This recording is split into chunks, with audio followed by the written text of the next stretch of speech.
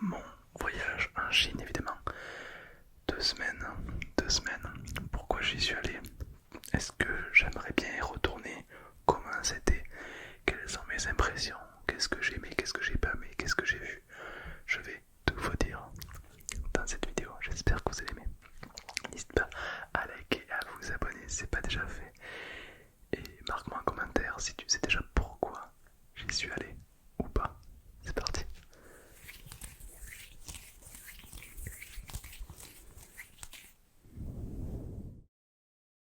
12 heures, 12 heures, 12 heures d'avion pour y aller. Ça fait un peu peur et ça je déteste l'avion. C'est un truc qui me sidère. L'avion ça me fait peur. Team j'aime pas l'avion dans les commentaires. J'aime pas ça. Je l'ai pris cette fois en tout. Et ben à chaque fois j'ai peur. Des fois on a eu des trous d'air dans les avions. Comment dire? C'était pas la chose la plus rassurante. Je te jure, même à la fin, lors de l'atterrissage, j'ai vu le pilote, il était là.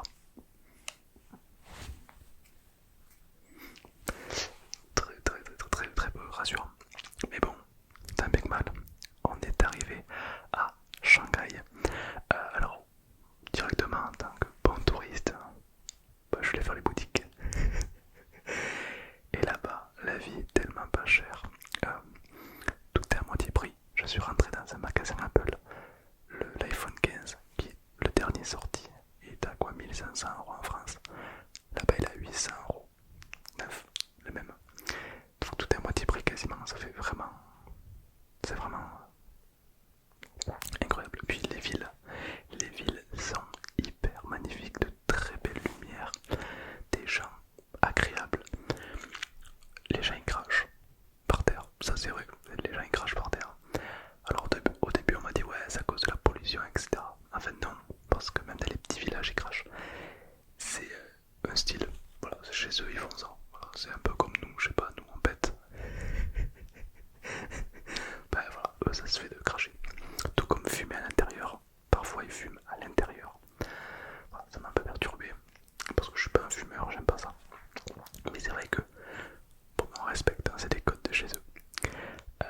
Les parcs sont incroyables. Alors il y a plein d'endroits non fumeurs. 90% dehors, ils ont pas le droit de fumer. C'est assez. Il y a des zones pour fumer. Il y a des parcs publics. Généralement quand il y a du public, interdiction de fumer. Il y avait un parc magnifique. Bon, des parcs comme ça, mais non. Il y en a partout. Il y en a partout. Il y en a partout. Ça ressemble beaucoup à du japonais. En fait, le japonais, pour la petite anecdote, c'est la Chine d'avant. Il faut savoir qu'avant la Chine, elle mettait un peu la pression sur tous les pays un peu asiatiques. C'était un peu les boss. Et du coup, voilà, c'est resté. Et c'est vrai qu'on peut retrouver des temples qui se ressemblent, des paysages qui se ressemblent, des cultures qui se ressemblent entre le Japon et la Chine. Car en fait, ça se rapproche énormément. Donc vous verrez qu'il y a beaucoup de choses qui vont se ressembler. On a fait des très belles rencontres. Là-bas, les gens sont très gentils, on n'a eu aucun problème. Le jour, la nuit, on est allé dans les banlieues de Shanghai, on est allé dans les villes, quartiers riches. On a tout fait, on a tout fait. Enfin, j'ai voulu vraiment tout vivre. Et les gens partout où j'allais, ils sont adorables. C'est incroyable. On a rencontré un petit vieux qui a marqué mon nom en chinois, un caractère, un Hanzi, on appelle ça. Et du coup, bah voilà, parce que il faisait de la calligraphie, du Mao Pizzi, ça s'appelle. Et du coup, bah, il a marqué mon nom en chinois gravé dans l'eau, au sol, dans un parc à Shanghai. C'était incroyable. D'ailleurs, petit fun fact, j'ai oublié des sacs. Pendant 3 heures, j'ai oublié mon sac à Shanghai et puis dans un parc. Et quand je suis revenu, il y était encore. Respect aux Shanghaïens, respect à eux. C'était ouf, je pensais pas le retrouver mon sac et pourtant il y était encore. Euh, Dans ce parc, il y avait des trucs de musculation. On pouvait faire de la muscu, donc évidemment je l'ai fait un petit peu parce que j'aime bien, je trouve ça agréable. Et un truc qui était très curieux, c'est que je pensais qu'à Shanghai, l'atmosphère était très polluée, qu'on avait du mal à respirer.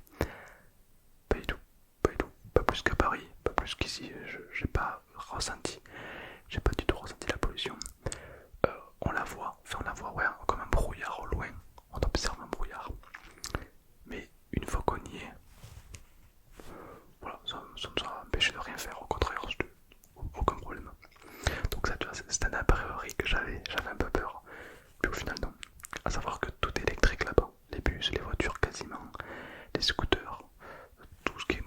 consommation électrique pour éviter justement la pollution.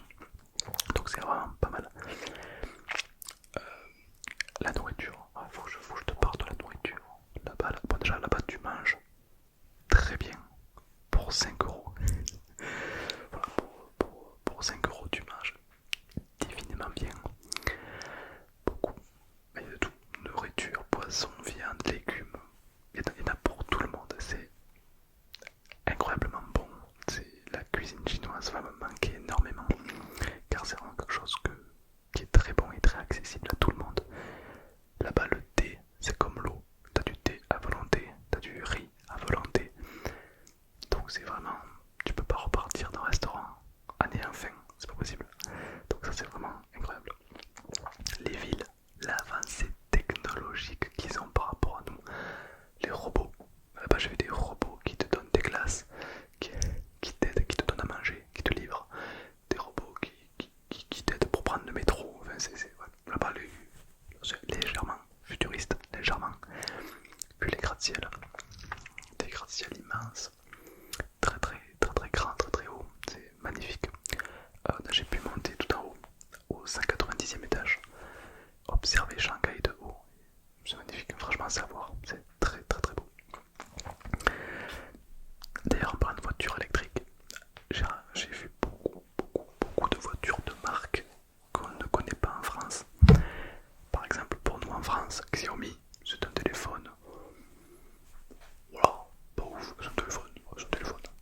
Là-bas, tu vas dans un magasin Xiaomi, t'achètes pas un téléphone, t'achètes une voiture. T'achètes une voiture. Nous en France on connaît beaucoup Tesla. Il faut savoir qu'en Chine il y a peut-être 30 modèles pareil. Donc Xiaomi qui sont même, je dirais même de la haute gamme de voitures électriques, automatisées, etc. Et il y a plein d'ailleurs, je vous montre des marques de voitures. Dites-moi en commentaire si vous les connaissez ou si vous les connaissez pas. Je suis allé voir des concessions par curiosité pour voir qu'est-ce que c'était. Donc c'était que des voitures électriques. Et franchement, magnifique. Plus grand que Tesla, plus gros des fois. Et ça m'a surpris de me dire que en France on connaît absolument pas ça en fait. Alors que là-bas en Chine c'est très connu. Donc voilà, dis-moi en commentaire s'il y a des marques que tu connais ou pas.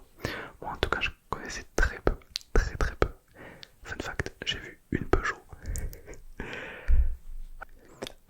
On a fait beaucoup de villes et il y avait beaucoup d'endroits où les filles se mettaient en tenue comme à l'époque en Chine. C'est la robe un peu chinoise, tout ça. Les mecs à côté ils attendaient. Et du coup ça donnait des spectacles très très jolis.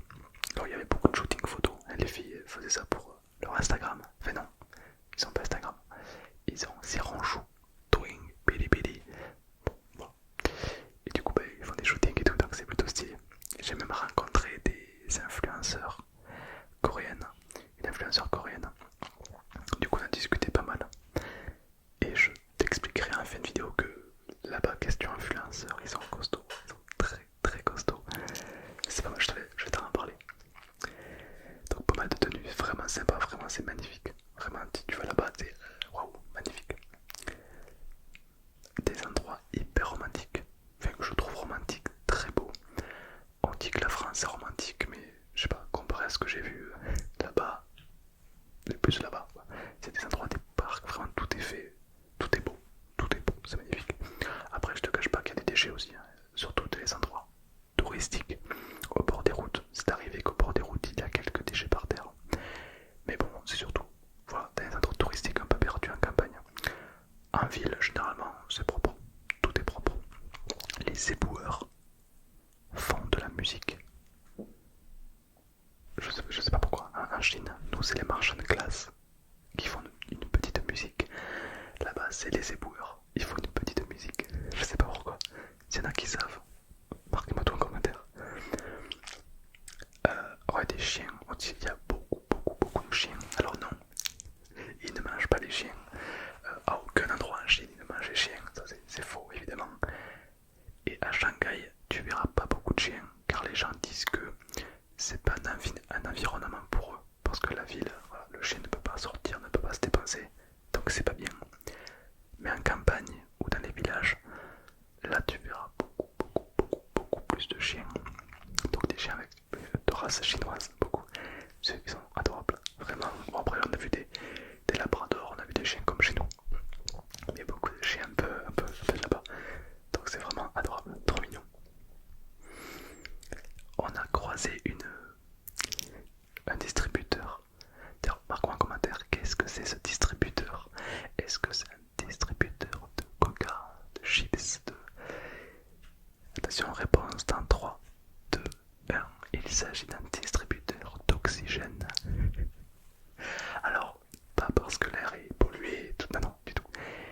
juste quand on se trouvait à plus de 3000 mètres d'altitude et que parfois on avait un peu la tête qui tournait car le manque d'oxygène se faisait ressentir dû à la hauteur de là où on était.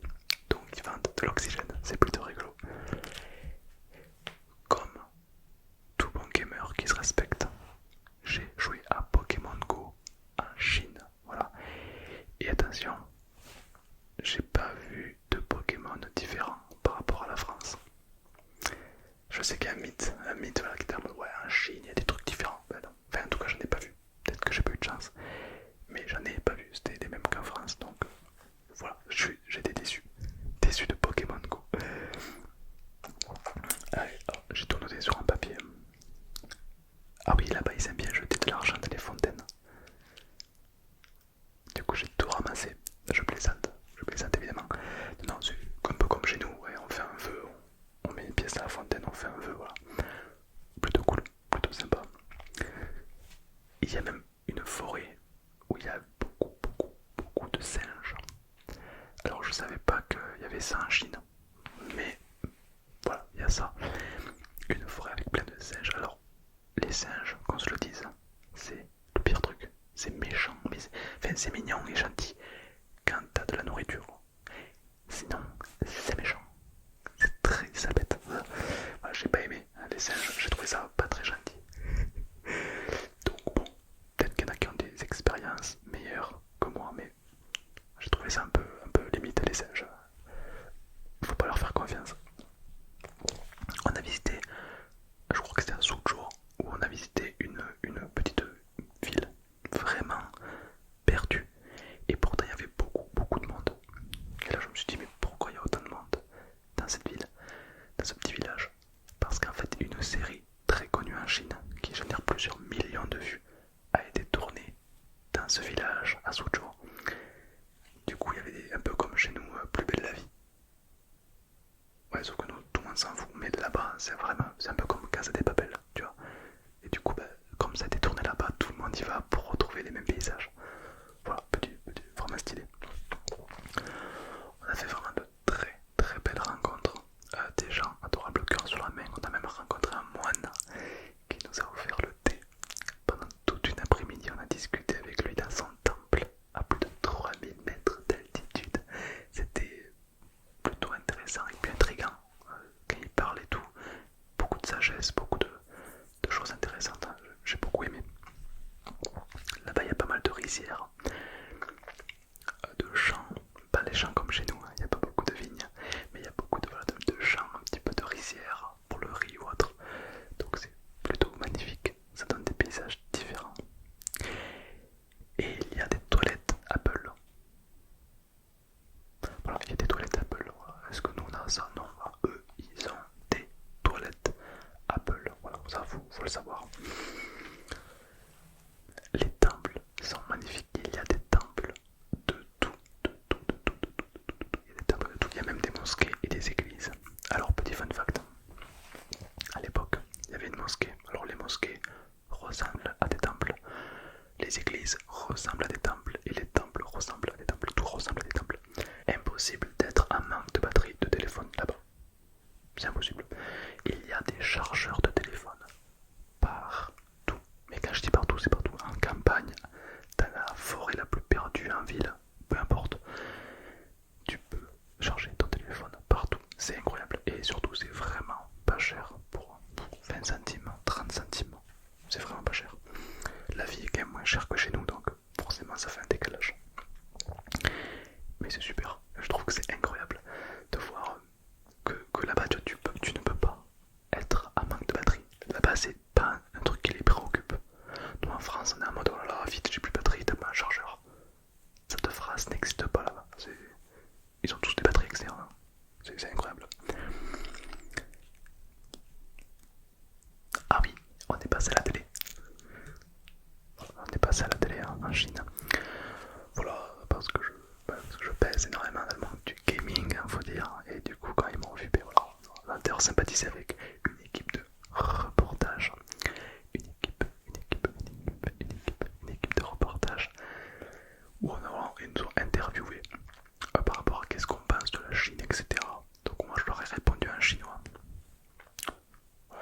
le style.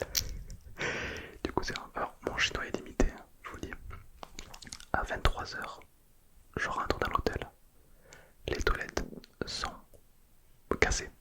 Elles marchent pas. Je vais à l'accueil. Et moi, je pensais leur dire, excusez-moi, les toilettes ne fonctionnent pas. En réalité, en chinois, je leur ai dit, les toilettes ne sont pas indispensables. Voilà, elles ont rigolé et elles voulaient appeler la sécurité. Voilà, c'est sympa. Non, je plaisante. Mais ils ont dit, il nous faut un interprète. Une interprète queer. Donc c'était assez rigolo, évidemment. Donc, ouais, donc on est passé à la télé en Chine. C'était plutôt stylé. Plutôt stylé. Les enfants là-bas sont adorables. C'est-à-dire comme on est des Européens, ils n'ont pas vraiment l'habitude de voir des Européens. Du coup, eh ben, ils nous ont appris à jouer à leur jeu. Moi, du coup, ben, je leur ai fait des tours de magie, des tours d'hypnose. Ils étaient là, waouh. Il y a même les parents qui sont venus. Vraiment, il y a eu du monde de partout qui sont venus nous voir. C'était vraiment incroyable. Même les filles là-bas, ils n'ont pas l'habitude de voir un Européen. Encore moins un qui parle un peu chinois. Du coup, ils sont encore plus waouh. C'est vraiment bluffant et les gens sont très adorables. Les influenceurs. Il faut que je vous parle des influenceurs. Alors, c'est pas comme en France. C'est-à-dire que là-bas, un influenceur, un mec qui prend son téléphone et qui live, c'est un influenceur. Voilà. C'est pas comme en France où c'est du Squeezie, du Kotaka, non, c'est pas ça. Tout le monde peut être influenceur dans le sens où la visibilité ne veut rien dire. Par exemple, moi en France, je me considère pas comme un influenceur car je suis tout petit, tu vois. Pour moi, un influenceur, c'est genre Squeezie, Thibaut, Injep, des trucs comme ça, tu vois. Moi, non, je suis rien du tout. Mais là-bas, pour un influenceur, c'est quelqu'un, même s'il a 10 viewers, c'est un influenceur, tu vois. Donc, je trouve ça sympa. Et ils ont un immeuble réservé aux influenceurs. Il y a plus de 20 000 personnes qui y sont. Et en gros, là-bas, les influenceurs qui travaillent, que c'est leur métier, ils sont beaucoup avec des pubs, avec des marques. Ils marchent qu'avec des sponsors. Sponsors. Alors que nous, en France, il y a des placements de produits, mais c'est pas ça qui fait vivre un influenceur. C'est les revenus YouTube et tout. Là-bas, c'est l'inverse. C'est les sponsors qui font vivre les influenceurs. Donc il y a beaucoup de concurrence par rapport à ça. Mais très gentil. Je suis également allé dans un bar gaming où j'ai rencontré un pro gamer, Brawl Star, car c'est le but de pourquoi j'allais là-bas. Et comme il joue à LoL, on a fait une game de LoL. Bon, par contre, il n'est pas pro gamer sur LoL. Je l'ai éclaté avec mon clé de 4 millions de masteries. Voilà. Il était là, ouais, j'adore LoL. Je lui ai dit, mais est-ce que t'aimes LoL au point de te tatouer l'arme sur le bras? Il m'a regardé. Il m'a dit non. Hyper adorable. On a beaucoup sympathisé, vraiment, mec. Hyper gentil. On se parlait sur WeChat, mais là, en vrai, c'était autre chose. Incroyable. Et ensuite, après, il m'a pas mal entraîné sur Brawl Stars, mais ça, je vous en parlerai sur ma chaîne secondaire Thomas ASMR Gaming. J'ai testé le McDo. Et oui, j'ai testé un McDo et les amis là-bas. Alors, le McDo là-bas, les sandwichs sont un peu comme en France, Big Mac et tout. Mais ils vont avoir des sandwichs qu'on n'aura pas, des sandwichs à base de saucisses, de saucissons. Ils auront une friture à base d'ananas fondu, très très bon. Les nuggets n'ont pas du tout le même goût qu'en France, mais elles ont un goût très bon. Vraiment, c'est un goût unique que j'ai jamais goûté avant. Enfin, un goût de poulet très unique, terriblement bon. Je vous jure, c'était incroyable. Si vous allez en Chine manger des nuggets au McDo, franchement, c'est méga bon. Moi, je me suis régalé. C'est pas le même goût qu'en France. C'est ça qui est perturbant. C'est pas le même goût et c'est très bon. Là-bas, les boissons, il y a de l'ice tea, il y a du coca qui s'appelle Cool. Il y a aussi du thé. Dans les McDo, il y a du thé de McDo, quoi. C'est vraiment assez sympa. On a même eu le temps d'aller voir la Tour Eiffel.